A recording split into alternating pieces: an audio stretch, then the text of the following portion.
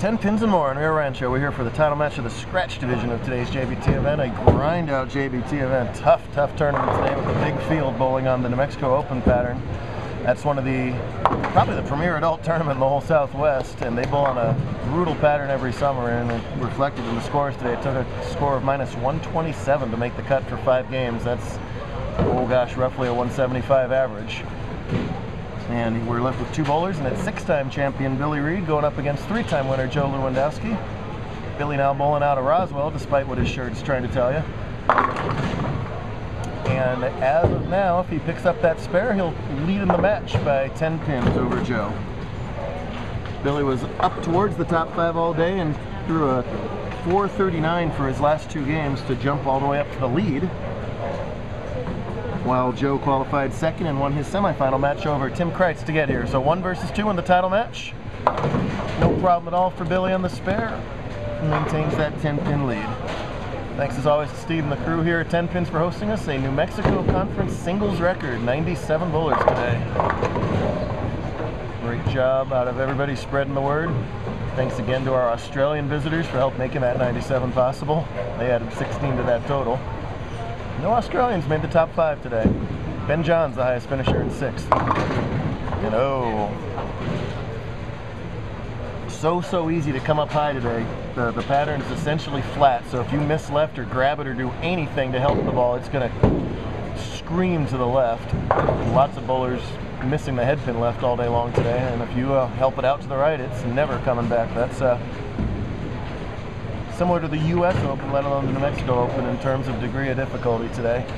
And a bad move by Billy to only get 1 off that split, too. This is where he can't stand it anymore. He's leaving. And with that open frame, the lead switches back to Lewandowski here. He's got himself a spare working now in the 7th frame. If Joe wins, I think he'll be happier with this win than perhaps any others. He's critical of his own game more than anybody else. A lot of ball speed there. Still crashes through the head pin to leave the 6-10. Leads by 3 if he spares it up, and that's an if. And he spares an if on this lane condition. I'm glad they're bowling, not me today. These are tough. Joe's going to go to a ball that hooks less, take most of the hook out of the ball.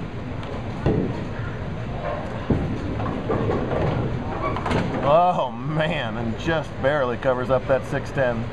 Just barely's good enough though.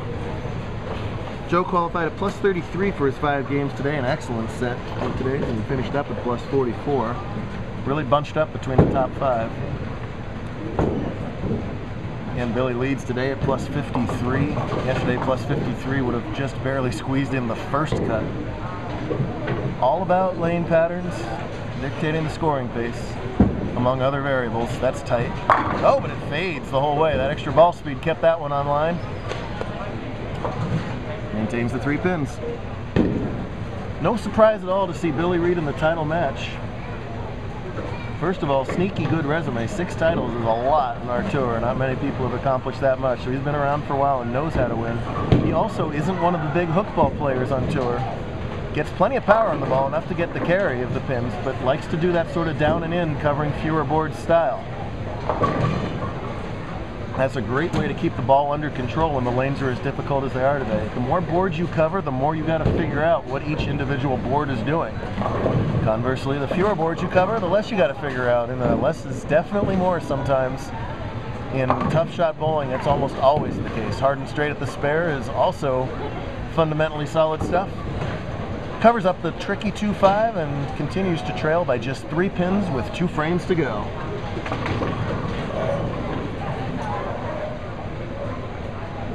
It's impossible to play completely down ahead because the head's grabbed so much, so right up between 3rd and 4th arrow, trying to do the old high hard one, the hard and fast fade into it, and he does there in the 9th. The L, so important, 9th frame. Sets himself up for the 10th, and let's see if Joe can take the title away before Billy even gets on the lanes again. Joe, I was talking about before, Joe will be proud of this one. He's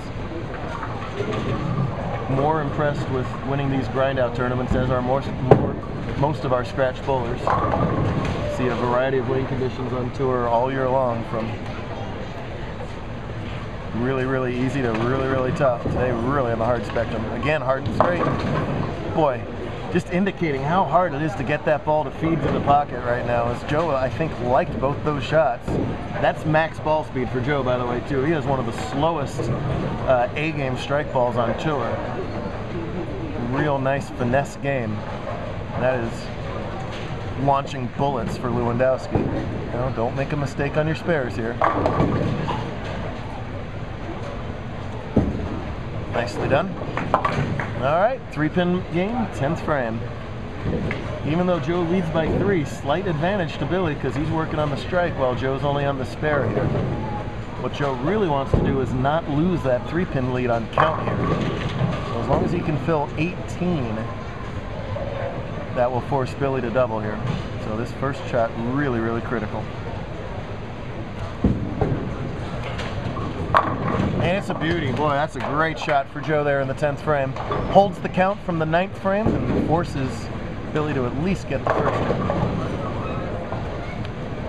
If it's essentially whatever Joe does, Billy has to do here. If Joe gets the second strike, Billy's going to have to strike twice to win the match.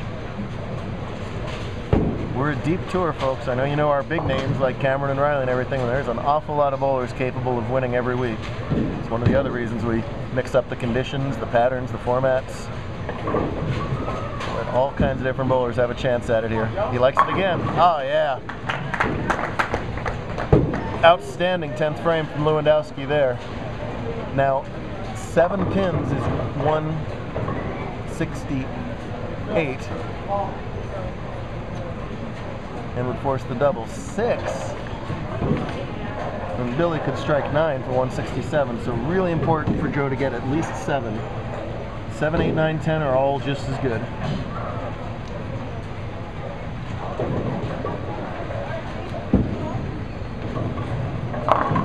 Oh, but 6 is not just as good. And that changes a lot.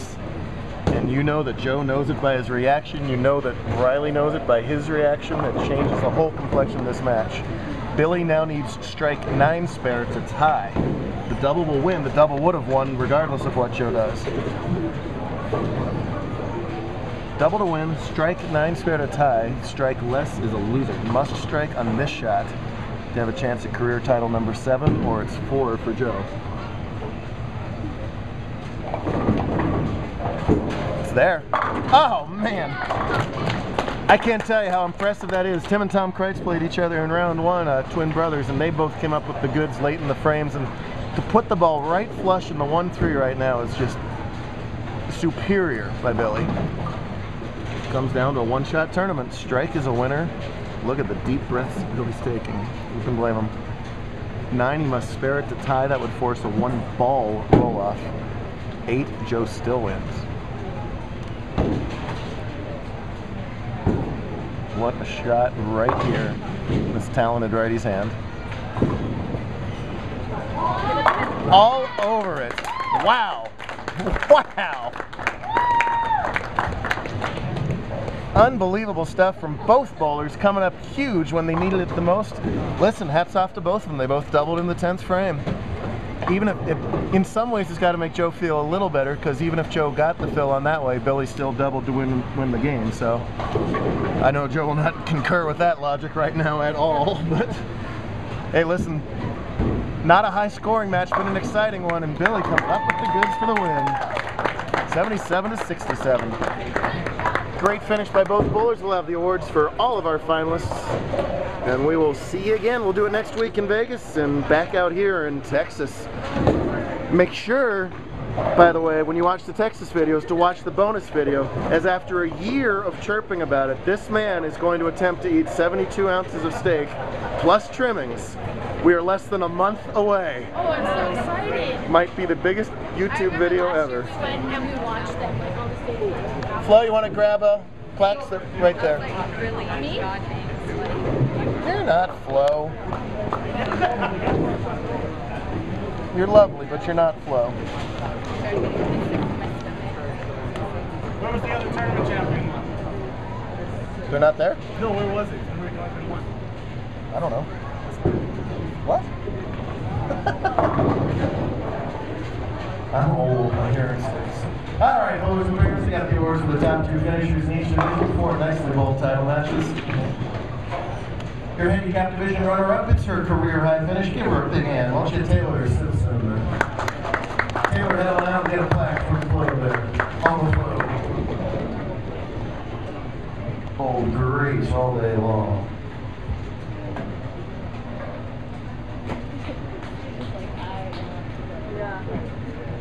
I think she smiled too. Your scratch division runner-up did everything he could. Double in the 10th. Give him a big hand too. From Arizona, Joe Lewandowski.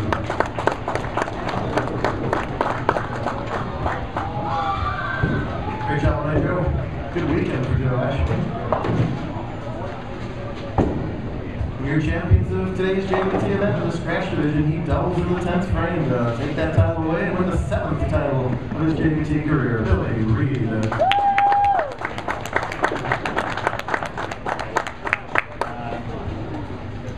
Fantastic double there, Billy. And in the handicap division, she's been struggling for the last couple months. Forget the struggle as she goes all the way and wins it all today for her first career JBT title, Allie May.